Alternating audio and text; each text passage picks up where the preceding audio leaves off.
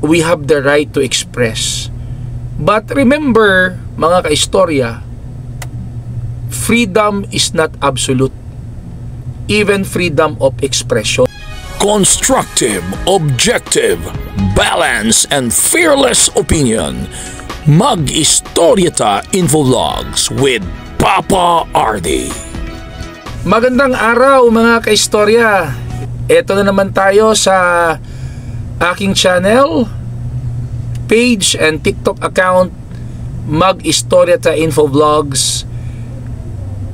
Ang inyong kaistorya, my name is Papa RD. Kung ikaw ay bago pa lang sa aking channel, please don't forget to subscribe. At kung nanonood ka sa FB page or TikTok account at bago ka pa lang, please don't forget to follow. And please like, comment, and share mga kaistorya. Salamat po. Salamat sa ating mga subscribers, sa mga growing subscribers natin, mga kaistorya. Thank you so much po. At bago tayo magpapatuloy sa ating usapan,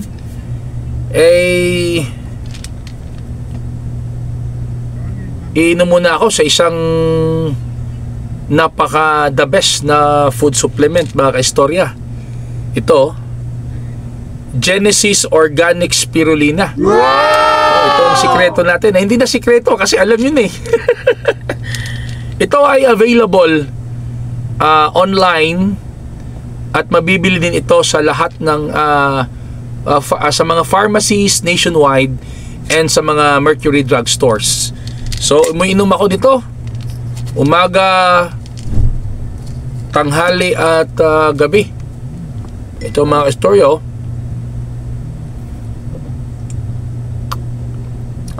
Ayan eh. Genesis Organic Spirulina. Ano ito? Blue-green algae. Hindi ito synthetic drug mga kaistorya. So wala itong mga side effects. Walang side effects at itinanim ito sa fresh mineral water in an environment with low pollution. Ito yung aking nag-iisang food supplement, Genesis Organic Spirulina. Pagkatapos ng National Rally for Peace na ginawa ng INC, may mga pumuri, may mga bumatikos. Pag-usapan natin itong mga bumabatikos.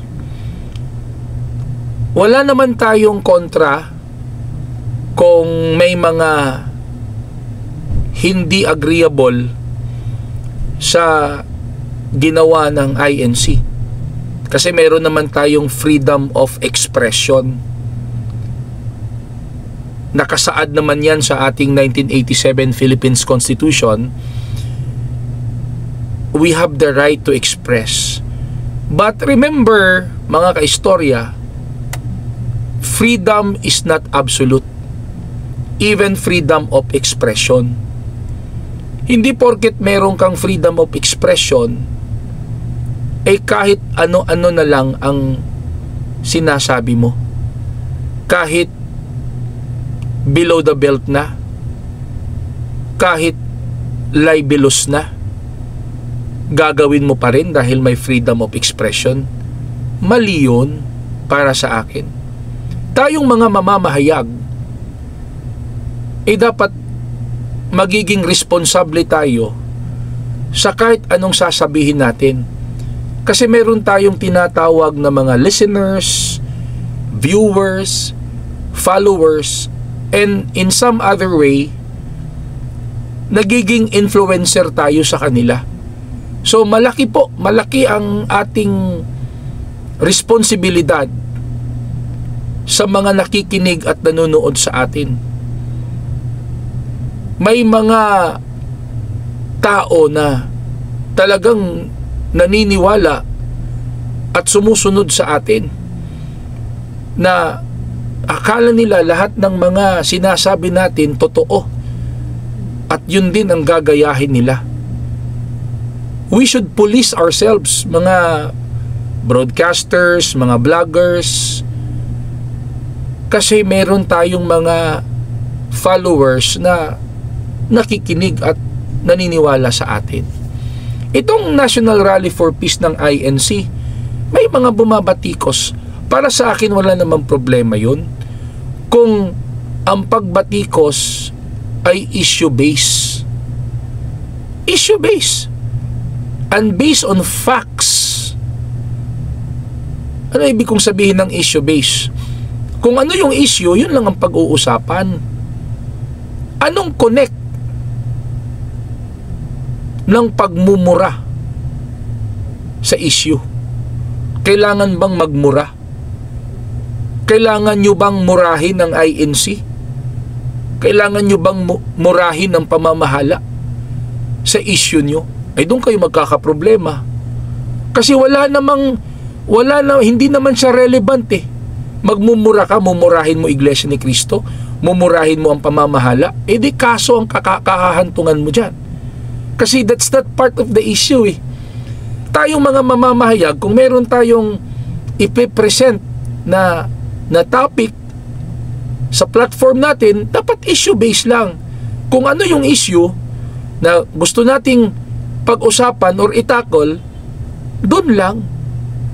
Hindi na natin isasama yung pagmumura, yung mga personal na bagay na wala namang kinalaman sa issue, at hindi mo pwedeng i-apply doon ng freedom of expression.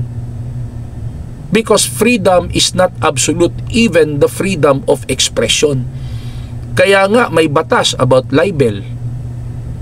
May batas about oral defamation, di ba? May batas about cyber libel. It only shows the fact that freedom of expression is not absolute, mga kaistorya. We should be responsible sa mga sasabihin natin dito. Okay, kung halimbawa, hindi mo gusto yung nakita mong National Rally for Peace, edi you present the issue. Bakit hindi mo gusto? And yung issue ay samahan mo ng facts, samahan mo ng data. Bakit hindi mo gusto? That is what we call responsible programming. Lalong-lalo na sa mga vlogger. Actually, masakit ang loob ko eh.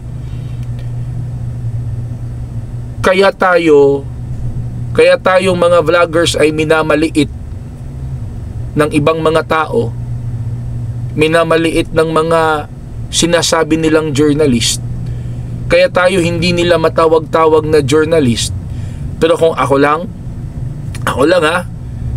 para sa akin, ang mga vlogger, journalist na rin yan eh. Lalong na kapag ang topic ng isang vlogger ay news and public affairs, ang topic ng isang vlogger ay social relevant issue, commentary, para sa akin, journalist na rin yan eh. Kaya lang, minamaliit tayo ng ibang mga journalist dahil sa ibang mga kasama nating mga vloggers na hindi masyadong pinag-iisipan yung content nila.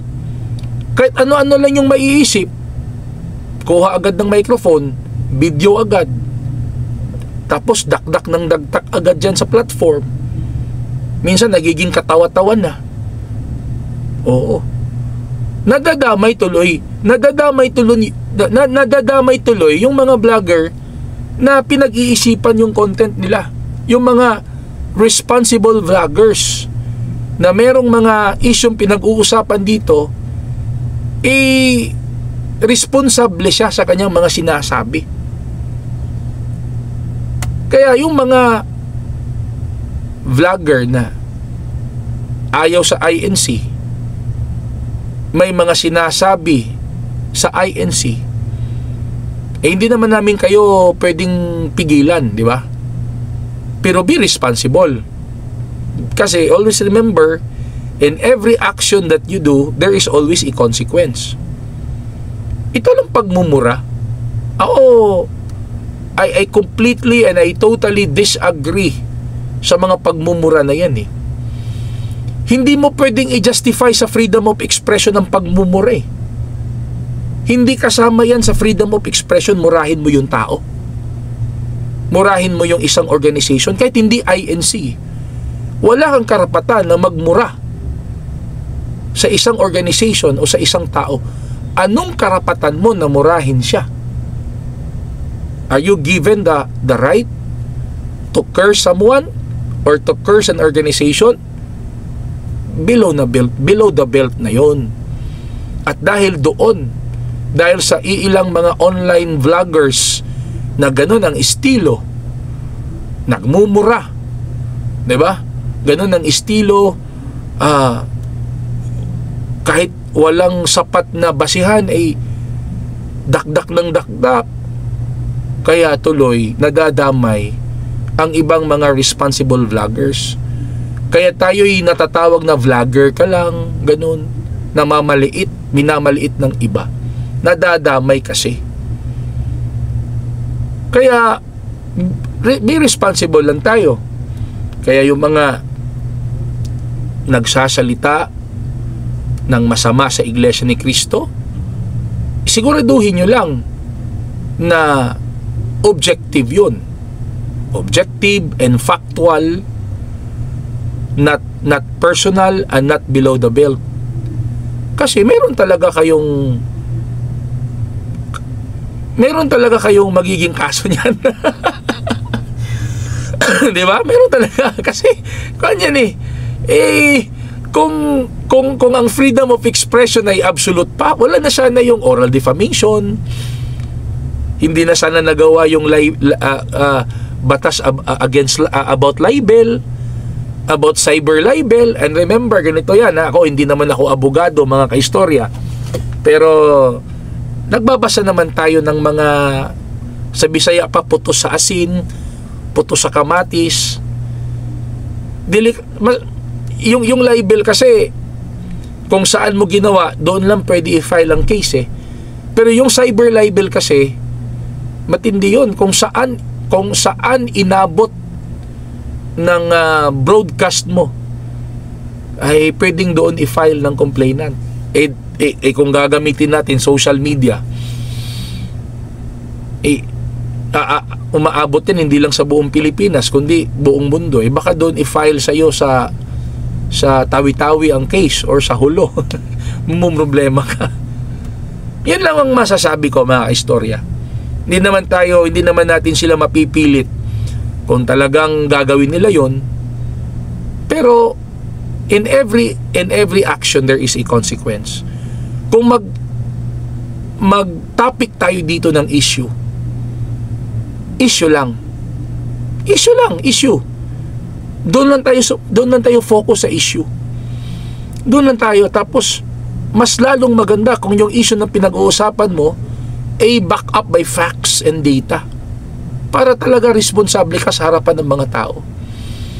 Wala nang dapat kasamang pagmumura, pamimersonal, below the belt na mga komentaryo.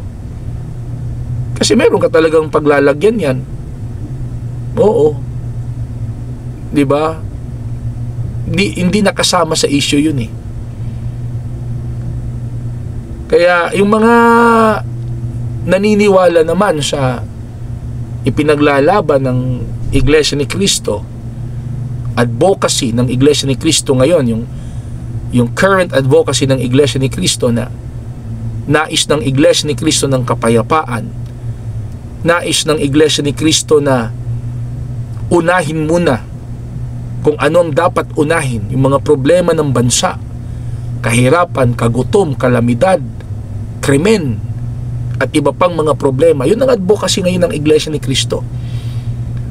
Kahit sinasabi nila ng Iglesia ni Cristo is a minority religion, this is a minority religion na nanindigan para sa bayan, para sa bansang Pilipinas. Ano masasabi niyo, mga kaistorya, sa pinag-usapan natin ngayon? Please don't forget to write your comments below. At kung bago ka pa lang sa aking YouTube channel, please don't forget to subscribe. At kung bago ka pa lang sa aking TikTok account and FB page, don't forget to follow, like, comment, and share Mag-Istorya Ta Info Vlogs. Maraming salamat po! Until next time!